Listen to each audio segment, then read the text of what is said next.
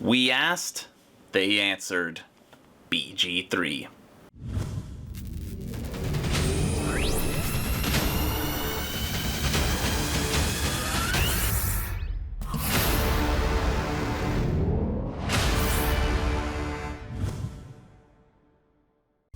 Hello everyone, and welcome to Action RPG. I'm your host Aaron, and for today, we are headed back to BG3. The producer and developers of the game had an open AMA on Reddit, and it filled in the gaps and answered lots of information about this game. Lots of questions that we had since the initial PAC East conference where they broke down a lot of the information for us. Now, if you don't know what an AMA is, it means Ask Me Anything, and that is what we're going to be going through today. But first, if you're new here, welcome. Here at Action RPG, I stream, I do tech reviews, I cover major gaming news, but the major portion of this channel, all things Action RPG. So if you grew up loving the Diablo series, if you're a fan of top-down isometric hack-and-slash style games, you are in the right place. So please consider subscribing and supporting smaller channels. All right, let's get on to the AMA. As always, I will share my thoughts. Please feel free to share yours in the comment section below. Here we go. All right, so let's jump right into this. So WCCF Tech, BG3 is split into multiple huge regions. Custom characters are fully developed. Now this article is written by Nathan Birch, and he helps break down the AMA. This first paragraph just talks about the detailed gameplay footage that they dropped the previous week, so we don't need to talk about that. Now this AMA, they really focused on character development and is this game open world? So what is how do you traverse the world of BG3? And that's what we're going to start with here. First up, Walgrave spoke briefly about the size and scope of BG3 world, implying it won't quite be open world, but a series of large staging areas. Okay, that is obviously just one sentence, but that is big news. So staging areas, or getting ready to fight, or teaming up, or however you want to do it, basically those are likely going to be large cities, and that's what they're going to talk about now. You're in a huge terrain, but between acts you will travel from one huge region to another. Swen provided additional information about the world's layout. The small portion of the adventure we've shown takes place many miles from BG, and the initial journey will take players along the banks of the river and surrounding wilderness and settlements towards BG and the coast. You won't be walking the whole way to BG in real time, so there will be several large open regions. Later, you'll visit the city of BG itself, of course. Other players, other places. I'm not going to spoil for you because discovery is part of the joy.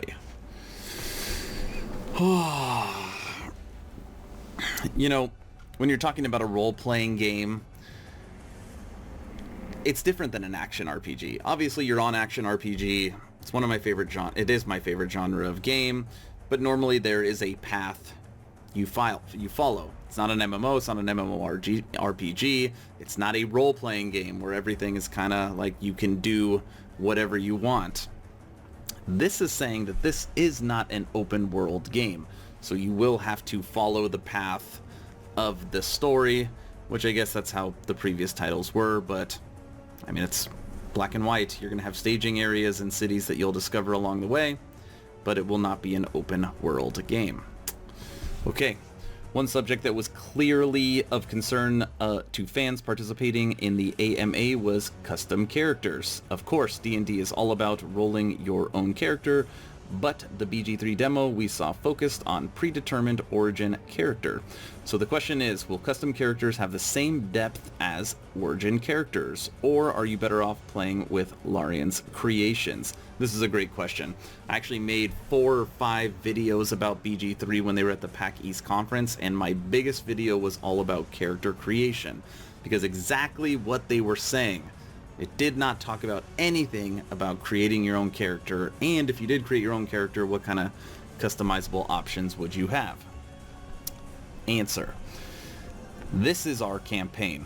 but it's absolutely your adventure. The small amount of gameplay we've shown focused on one of our origin characters, but whether you roll a custom or origin character, the choices you make and the actions you take carry the same weight.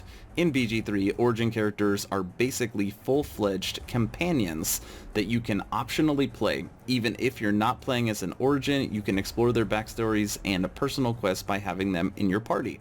Custom characters will see the world react to them based on their chosen race, class, and background.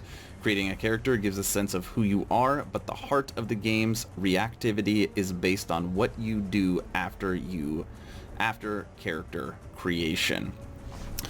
So yes, you can absolutely customize your own character.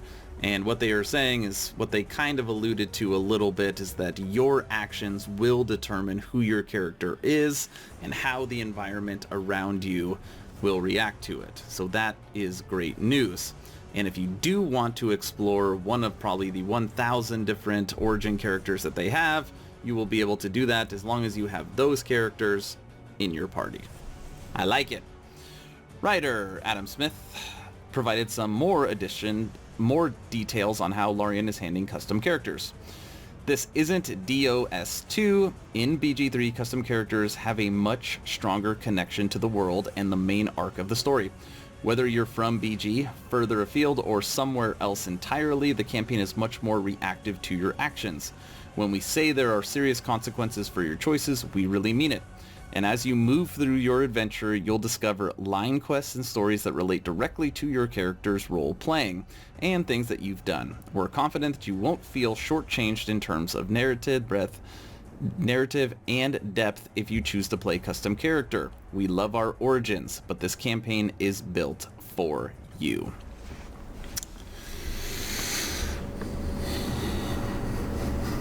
You know, I mean, reading that, it makes me think that they know that we want to create our own characters, but they are saying, hey, if you don't want to do that, we love our origin characters, so like you are going to get a very good experience if you go through their character arch and have them in your party so you can go through it.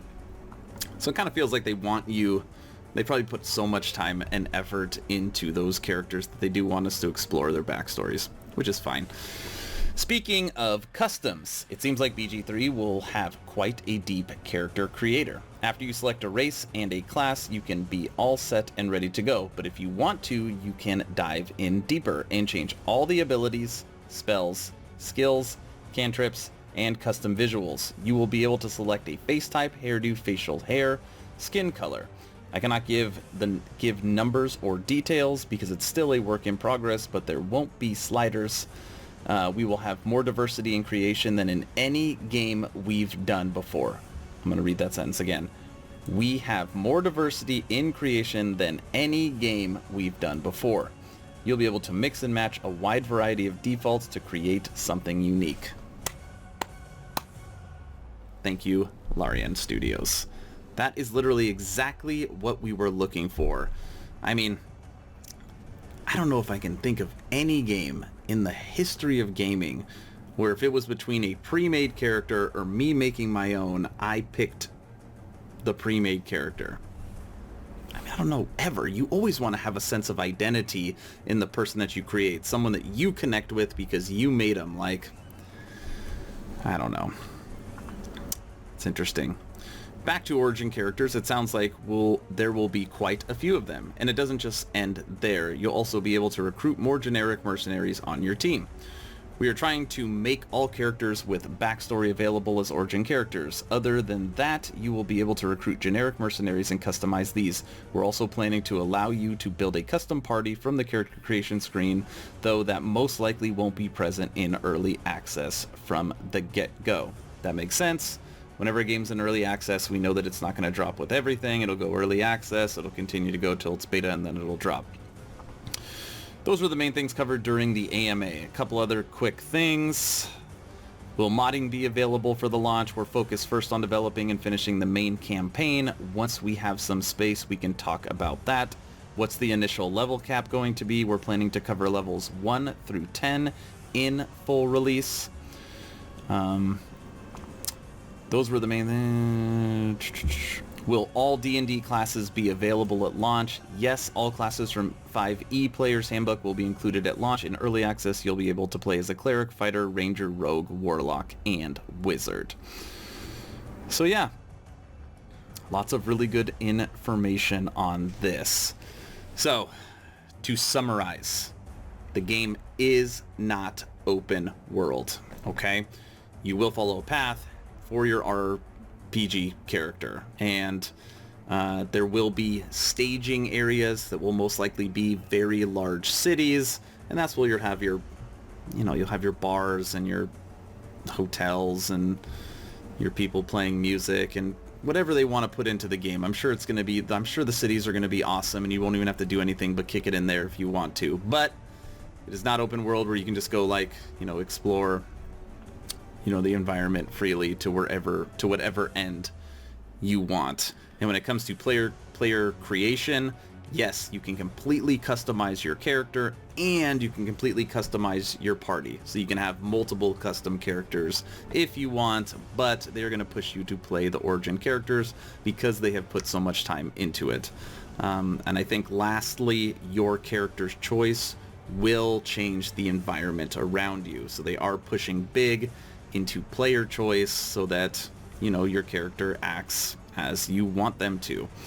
So that's really all I got today. Lots of good information. I love it. I call it when they Sonic. They listen to the community, they answer our questions, and they make changes based upon our feedback. Like awesome. Continue to communicate with us, give us all the information, and then we will continue to tell you what we want to see in the game. So thank you, Larian. And that's all I got today. If you guys want to see any other information that I have dropped based upon BGE, look on the screen now. These are the videos that I've put out most recently. I continue to thank you for supporting this channel. If you have not subscribed, please consider doing that if you think I deserve it. And that's it for today. Aaron, out.